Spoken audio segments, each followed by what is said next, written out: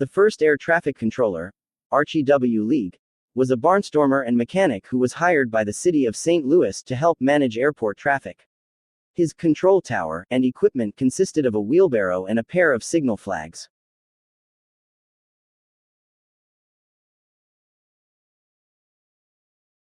The first radio-equipped control room was built at Cleveland Airport in 1930. The first airway traffic control center was established at the Newark, New Jersey Airport in 1935. Air traffic controllers kept track of airline flights using small blocks called shrimp boats, which they moved along a large map of the air routes across the USA.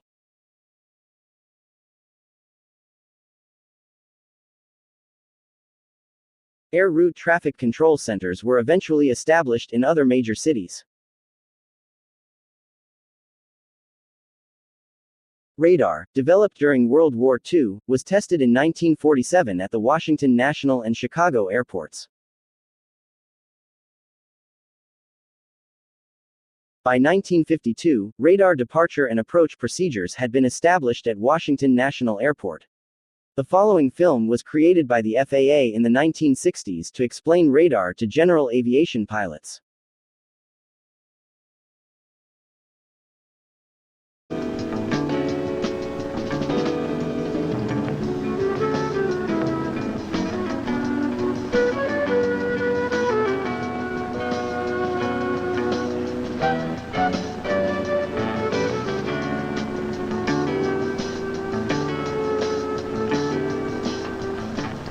Roanoke Approach Control, this is Cessna 2666 Lima, approximately 30 miles east, VFR.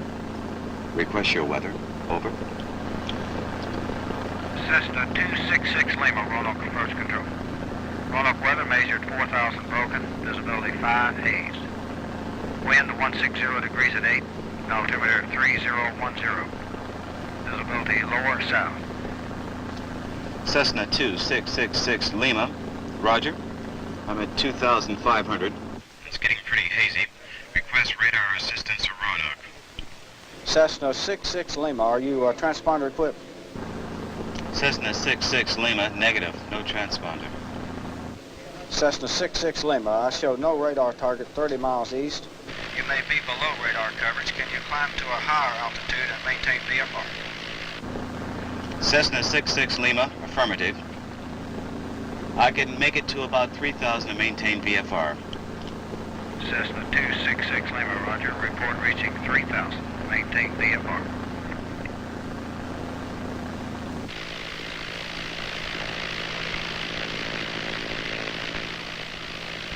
A low ceiling,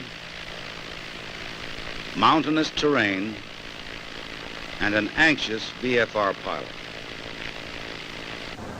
Cessna 66 Lima, Roanoke Approach Control.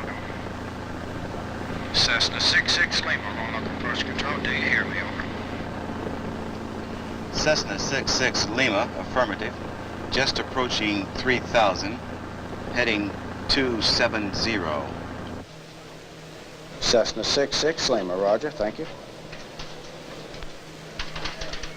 Cessna 66 Lima, I'm starting to paint a target 25 miles southeast. Turn right heading 330 for radar identification. Cessna 66 Lima, roger. Turning to 330.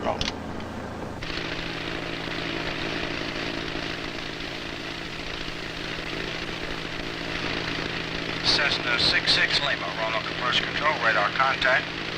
25 miles southeast of the Roanoke Airport. It's a good feeling to know you're on radar. That radar's all-seeing eye has found you and will help guide you to your destination. But then radar has been around so long that we take it for granted. The mystery which once surrounded radar has gone, and the giant turning antennas and bright scopes are now commonplace. 6 northeast. Radar is great. We've learned to depend on it. But the problem is that like so many good things, we tend to become over-dependent on it. The result sometimes is a compromising situation where radar can't help due to its limitations. Admittedly, we don't yet have full coverage at all altitudes and in all areas. And as good as radars used in air traffic control generally are, they are not perfect. The point is that radar controllers can't guarantee to get you in every time. A pilot's responsibilities still hold, even with assistance. Fortunately, we don't all have to become radar experts in order to use its services. Often, radar can help us in spite of our lack of information. However, understanding the fundamentals of radar can enable us to utilize it more fully and intelligently. The kind of radar equipment used in air traffic control can be described in simplest terms as a high-frequency radio transmitter broadcasting high-energy short radio waves through a rotating antenna. The name radar comes from the World War II acronym for Radio Detection and Ranging. Radar works on an echo principle. So much energy or power is transmitted that when it strikes a radio reflective surface, enough of the energy bounces back to the antenna to be picked up, amplified, and fed to a display called a scope, where the signal registers as a bright blip or radar target. The scope is a cathode ray tube similar to a television tube. The type of radar most useful for air traffic control is designed so that the signals can travel a two-way street. Therefore, the transmissions are made by alternately turning the transmitter on and off repeatedly in mere fractions of seconds. The return echoes are received and processed during the intervals between transmissions. This allows the system to utilize one antenna for both sending and receiving and still look at a number of targets simultaneously. The reason that a radar can show distances so accurately is that the signals travel at the speed of light, so that the length of time it takes for an echo to return shows precisely how far away the target is from the antenna. The rotation of the antenna and the sweep of the radar scope are synchronized, so that when a target is painted on the scope, it shows the exact radial of the target.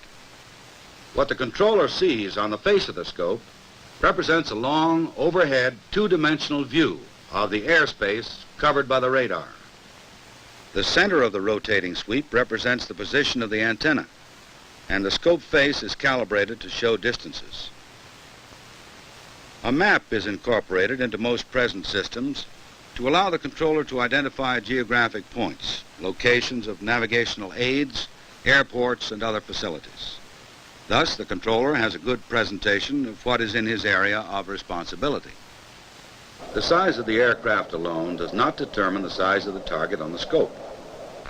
The size of the blip is determined by how good a reflector the target is. Turning propellers, amount of metal skin, and densities of the aircraft frame and engines, plus the attitude and distance in relation to the antenna, will determine the quality of the reflected image. All moving targets show as thin rectangles with their long sides perpendicular to the sweep.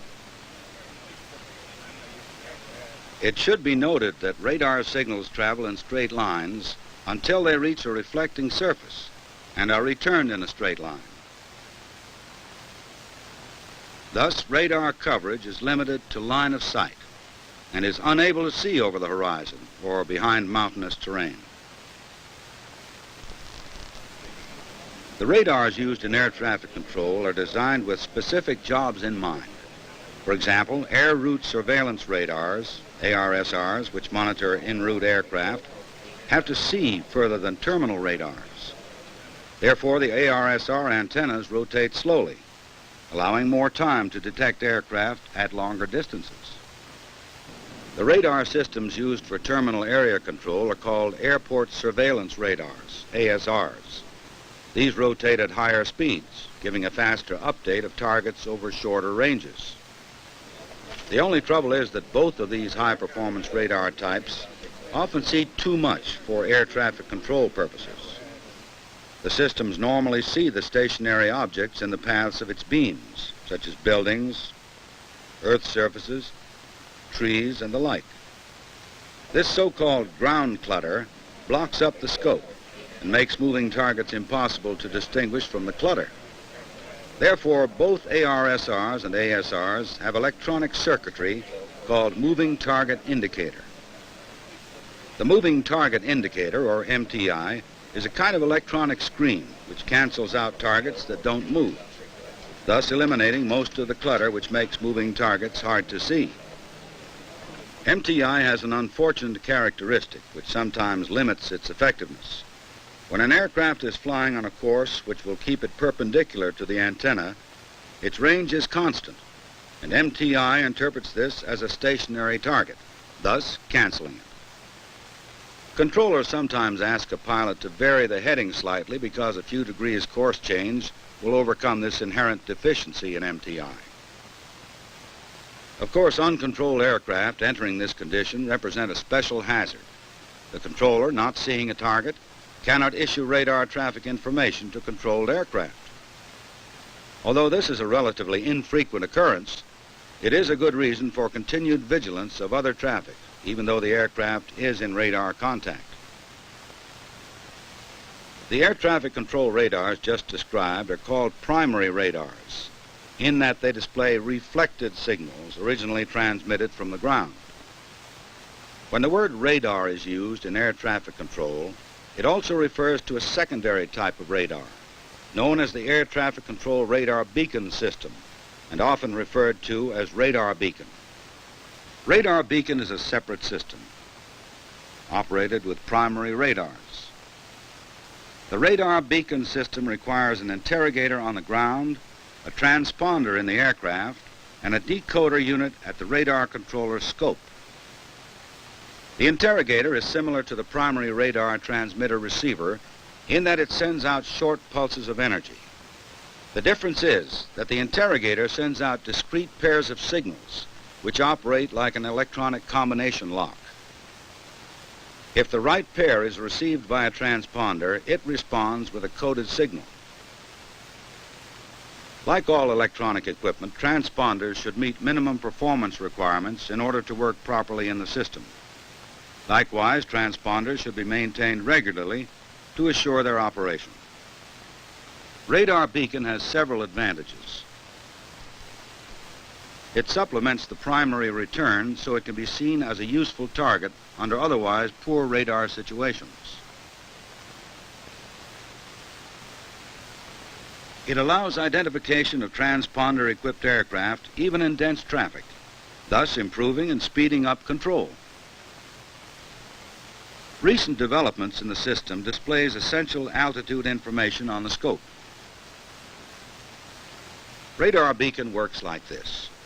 The interrogator sends out signals that are received by transponders operating in the appropriate code. When the transponder is triggered, it responds with coded reply pulses, which give certain information about the aircraft. The returned signal is decoded, reprocessed, and then displayed as distinctive information on the controller's radar scope.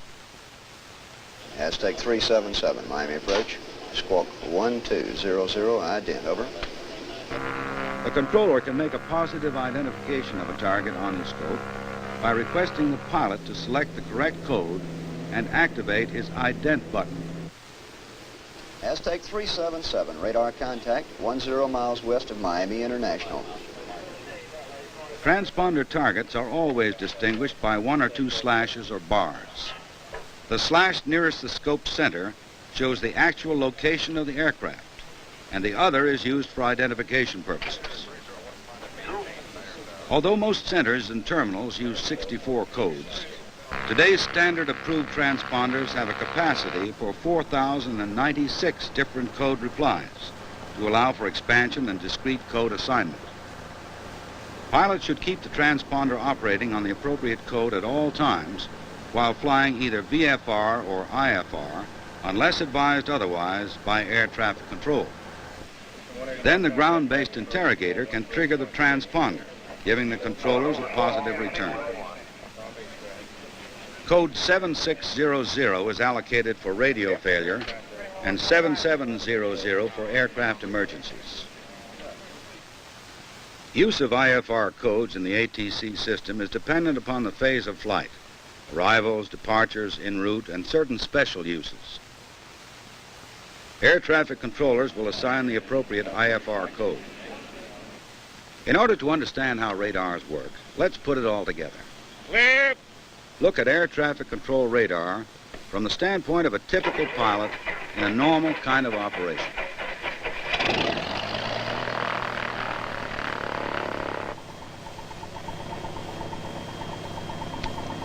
Roanoke ground control. Cherokee 4852 Sierra on the east ramp. IFR to Atlanta. Request taxi instructions. Cherokee 4852 Sierra, Roanoke ground, taxi to runway 23, wind 180 degrees 5, altitude 3015, advise rented, copy, clearance, over. Roger, go ahead. Cherokee 4852 Sierra, cleared to Atlanta Airport, Victor 16, Victor 35, Victor 20, maintain 8,000, departure control frequency will be 126.9er, squawk 1000, just before departure. Cherokee 52 Sierra. Ward Mitchell has filed IFR to Atlanta, Georgia. His Cherokee is equipped with a 4096 transponder with automatic altitude reporting capability. He sets the transponder to the standby position on code 1000 and will switch it on just before takeoff as directed by ground control. T-Bot 74, taxiing position at over. Cherokee 52 Sierra, contact departure control. Once the tower changed Cherokee 52 Sierra to departure control, responsibility goes to the departure controller, who closely monitors the departing aircraft. Cherokee 52 Sierra, Roanoke departure control, radar contact. Right turn, climb on course. Traffic 1 o'clock, 4 miles eastbound, over. Mitchell's aircraft is assigned code 1000. Other codes might be assigned if operationally desirable. Say, if a special code is used for interfacility handoff. When the aircraft exits the terminal control area, the departure controller hands off the control responsibility to an en route controller in an air route traffic control center, which primarily utilize the long-range ARSRs mentioned earlier. Cherokee 52 Sierra, squawk 1100. Cherokee 52 Sierra, roger. Washington Center, Roanoke, departure control handoff 76. Washington Center, Roanoke, go ahead.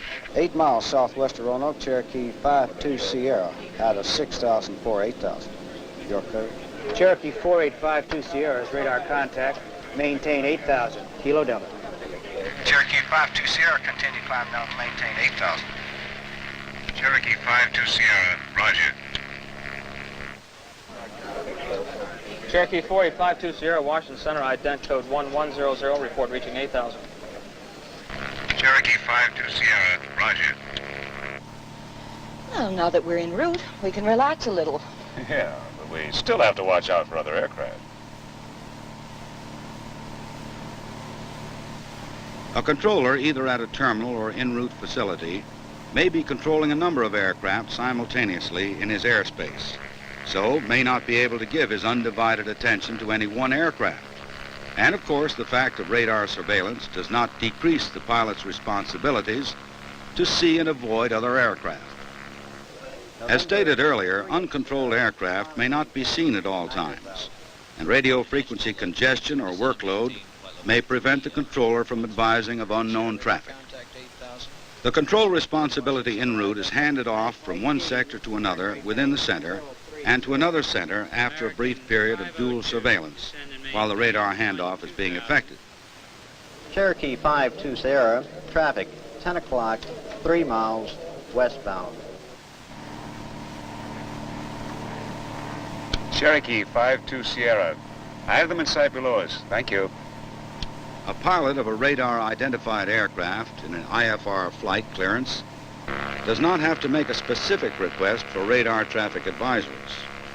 Aircraft operating VFR may request this service, but work and communication loads will determine whether or not the controller can provide it. Whether operating IFR or VFR, the extent to which radar advisories are issued is dependent on many factors, such as controller workload, radar limitations, traffic volume, and communications congestion. A flight to Atlanta demonstrates another aspect of radar control, which is growing in importance. Atlanta is one of an increasing number of terminals utilizing FAA's Automated Radar Terminal System, called ARTS. What ARTS does is harness the beacon radar system to computer data processing equipment. Each transponder-equipped aircraft with an altitude digitizer feeds its signals to the system where the computer decodes, processes, and automatically displays flight information using numbers, letters, and symbols that associate with the aircraft's target on the controller's scope. Automatic altitude reporting capability adds a new dimension to the information available to the controller. Atlanta Flight Service? Automatic readout of an aircraft's altimeter enables the controller to monitor the altitude of properly equipped aircraft. This reduces time-consuming voice communications and increases the efficiency of the system. Cherokee 4852 Sierra, Atlanta approach control. Radar contact. Maintain your present heading, full vectors to the 27 right, final approach course. Since the proper code was selected, the transponder information is automatically transmitted for the ARTS system. However, the altitude reporting switch was activated at Roanoke. ARTS is operational in many terminal areas, and aircraft equipped with the automatic altitude reporting capability are receiving full benefit from this type of facility. In 2007, the FAA began working on the next generation air traffic control system, which was based on GPS satellite technology.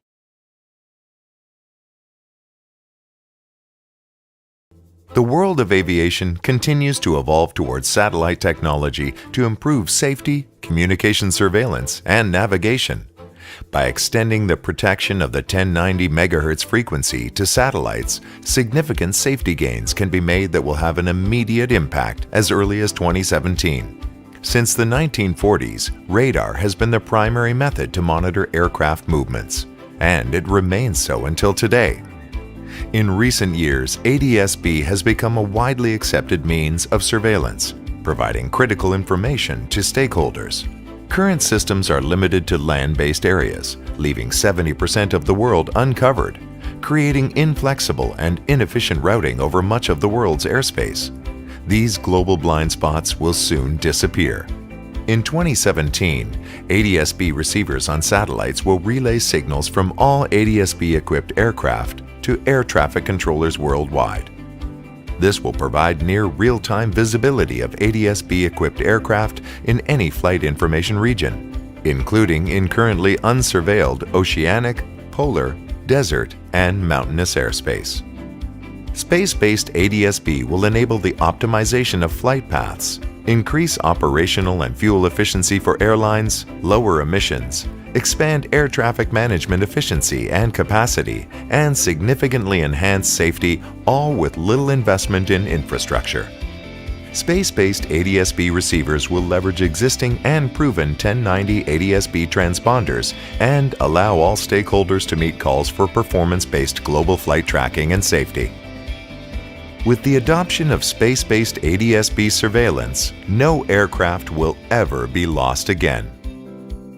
To learn more about space-based ADS-B and air traffic surveillance, visit globalflightsafety.org.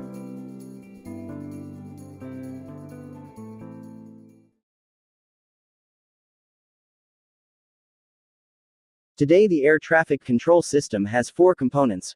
1. Air traffic control towers, referred to as tower, by pilots calling on the radio. 2. Terminal Radar Approach Control or TRACON, referred to as SoCal Approach, in Southern California. 3. Air Route Traffic Control Center, referred to as Center. Example, LA Center. And Flight Service Stations, referred to as Radio. Example, Riverside Radio.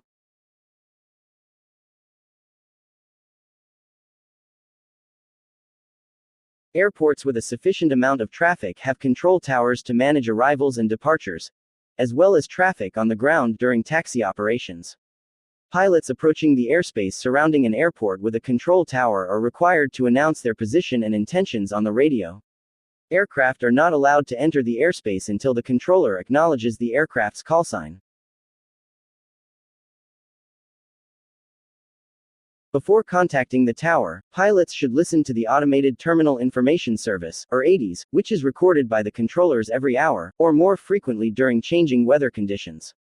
The ATIS frequency can be found, along with the control tower frequency, on sectional charts next to the airport symbol. The ATIS provides basic weather information such as winds, visibility and sky condition, as well as the runways and approaches in use.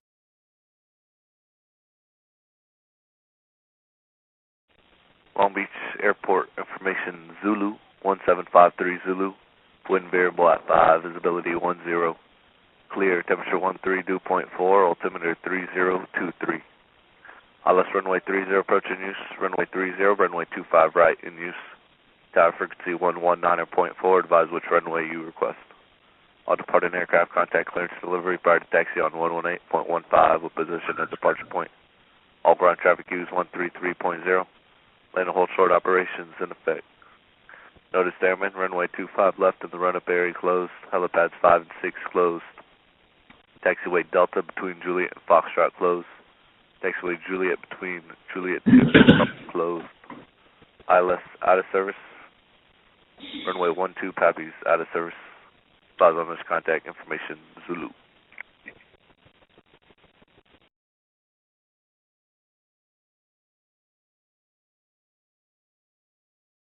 If the radio fails when approaching the airport to land, the pilot should squawk 7600 on the transponder to indicate lost comms, then look for a light gun signal from the tower. The chart shows the meaning of various light gun signals. An example of the steady green light gun signal can be seen here. Look for the small green circle in the tower window. When the visibility is at least 1 mile and the aircraft can remain clear of clouds, the tower may authorize a special VFR clearance. This exception to the normal IFR rules should be utilized only when a pilot can safely depart the immediate vicinity of the airport and fly into better VFR conditions ahead. TRACON, or approach control, provides radar traffic services to aircraft in the vicinity of large Class C or Class B airports. SoCal Approach is the largest TRACON facility in the world, serving most of the airports in the Southern California coastal area. This map shows the airports serviced by SoCal Approach. The frequencies for SoCal Approach can be found in the chart supplements publication from the FAA. One of the primary goals of air traffic control is to separate air traffic to prevent collisions. The controller will issue traffic alerts to pilots with reference to a clock face, such as traffic, 12 o'clock, same altitude. Pilots must remember that the reported position of the traffic is in reference to the aircraft's ground track, not heading. So, if there is no wind drift, traffic in the 12 o'clock position would be straight ahead.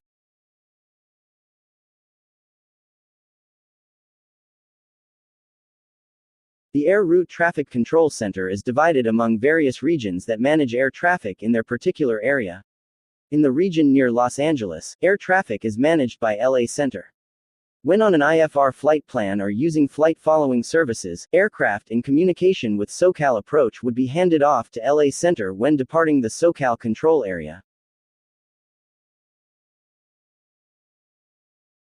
Air traffic controllers are able to identify aircraft using their radar systems, but transponders installed in the aircraft make this identification much more precise. When a radar signal is received by a transponder, it sends back another signal that includes the aircraft tail number as well as the altitude. An altitude encoding transponder is required when operating within 30 nautical miles of a Class B airport.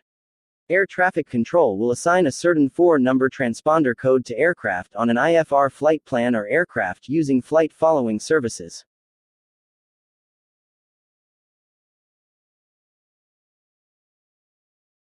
Flight service stations provide various helpful services to pilots, such as weather updates and filing and closing flight plans.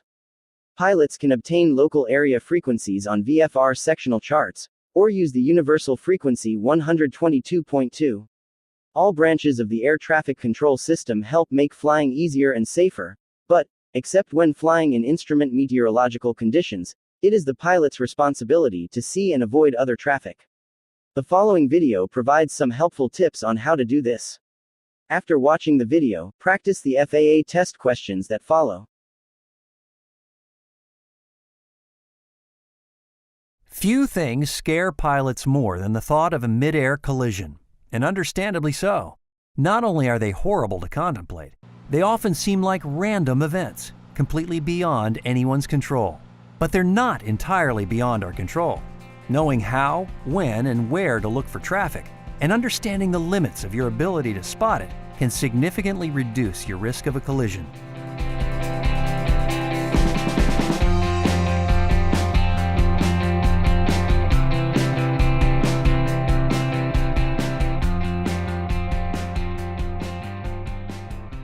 Statistically speaking, the risk of a mid-air is small. The United States sees an average of only 10 mid-airs per year. Those that do happen, however, tend to have certain things in common, namely locations and situations. There are places and times where the most aircraft share the least airspace, close to an airport, at low altitude, during the day. When these risk factors align, the chance of a mid-air increases. More than half of all collisions take place within 5 miles of an airport, and more than 95% occur within 3,000 feet of the surface during daylight hours. VORs are also common points of conflict. So are the fixes that define instrument approach procedures, particularly those in Class Echo airspace, when the weather is VFR and aircraft are flying practice approaches. As the old saying goes, discretion is the better part of valor. If 5 other pilots have chosen the same time to practice your favorite instrument approach or do touch and goes at your home airport, it's often best to circle someplace nearby until things calm down a bit, or else just go someplace less crowded. The precise navigation offered by GPS and often augmented by capable modern autopilots is impressive, but it comes with a downside. Namely that aircraft are more likely to be on exactly the same course and altitude than in the past. Nav and strobe lights make traffic easier to see at night, which is one of the reasons there are relatively few collisions after dark. Still, it's worth refreshing your memory of position light systems and how to interpret them. If you only see one position light, the traffic is crossing in front of you, from right to left if the light is red, and left to right if it's green. If you see the lights of another aircraft directly ahead, though, and they don't seem to be moving, there are only 2 possibilities. If the red light is on the right and the green to the left, it's coming directly at you. Sidestep to the right and turn on your landing light. If the green light is on the right, or you see a white light, you're behind the other aircraft and going in the same direction, unless you know it's going faster than you are. A sidestep to the right is appropriate here too. Back in primary training, we all learned the most basic technique for collision avoidance: see and avoid.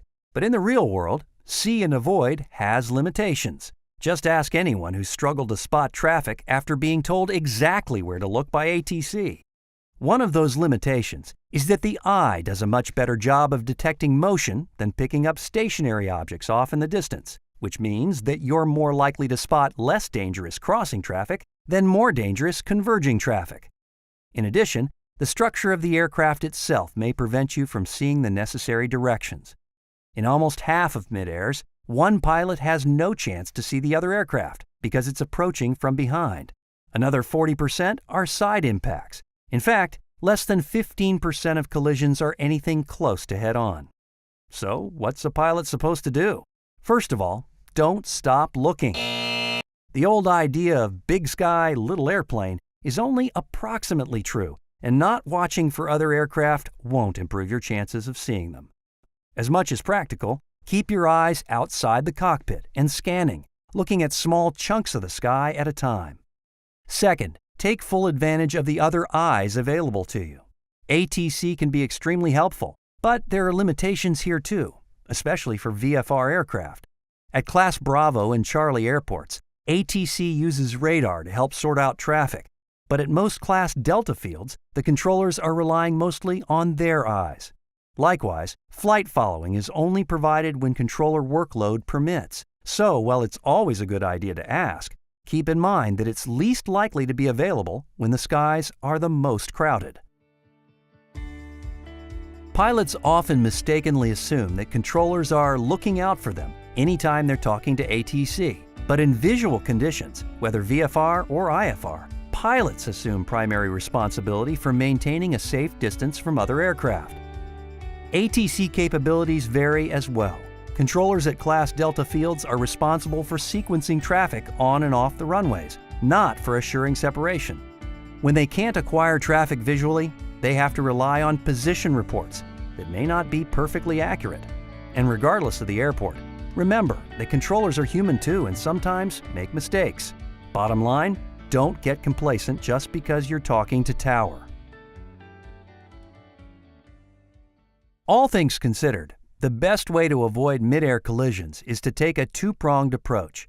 1. Do everything you can to make sure others see you. And 2. Assume that they don't. Rule 1 means making yourself more visible by turning on your lights when you're approaching an airport and entering the traffic pattern. Make position calls at 10 and 5 miles out, when entering the pattern, and during turns, when the aircraft is most visible. Rule 2 is sort of like the old concept of defensive driving. For example, listening can be as critical as looking. Inbound to non-towered fields, check the AWOS and tune into the CTAF at least 15 miles out. Put together a mental picture of where the other traffic is and what runway's in use. That goes for towered fields as well. Mentally allow for the possibility that other pilots are either not talking or are giving inaccurate position reports. Focus your attention on listening and looking, and don't forget to check those blind spots once in a while. Finally, give yourself every possible advantage. Electronic traffic detection systems won't catch everything, but they do spot most traffic.